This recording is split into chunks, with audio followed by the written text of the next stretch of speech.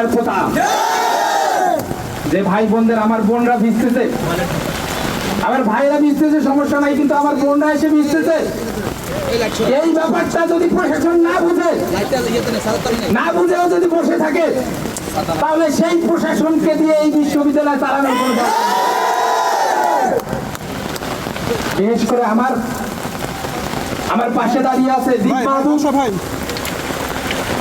আমি তাকে বারবার অনুরোধ করতেছি যে ভাই, আপনি একবার এই কোটার বিরুদ্ধে আন্দোলন করতে গিয়ে আপনার চোখ হারিয়েছেন।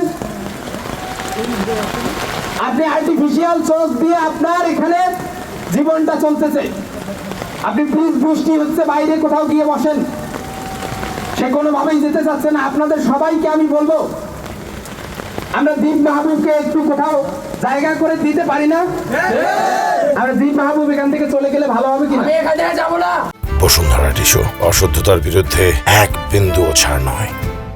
আমার অর্ধেক শরীর এখনো অকেজ, আর যদি আমাকে এখান থেকে সরাতে হয়, আমরা সবাই মিলে তবে আমার পুরো শরীর অকেজ করতে হবে। আমরা সবাই মিলে তাকে অনুরোধ করবো যে পাশে কোথাও সে বসুক। ভয় পাওয়ার কোনো দরকার নাই। যেই শহীদ, যেই গাজীরা আমাদের এই বাংলাদেশ রেখে গেছে, তাদের সাথীরা আমরা আছি। আমরা আন্দোলন চালিয়ে নেব। সেই কোটাকে ফিরিয়ে আনার যদি কোনো ষড়যন্ত্র করা হয়, তাহলে বুঝতে হবে যে ছাত্র সমাজ এখনো ঘুমিয়ে যায় না। সকল যোদ্ধার এখনো শহীদ হয়ে যায় না। এই বাংলার মাটিতে আবু সাইদ, মুগ্ধ, ওয়াসিম, আলী রায়হান, সাকিব আঞ্জুমের উত্তরসূরিরা এখনো জেগে আছে। তারা কোন বৈষম্যকে মেনে নেবে না।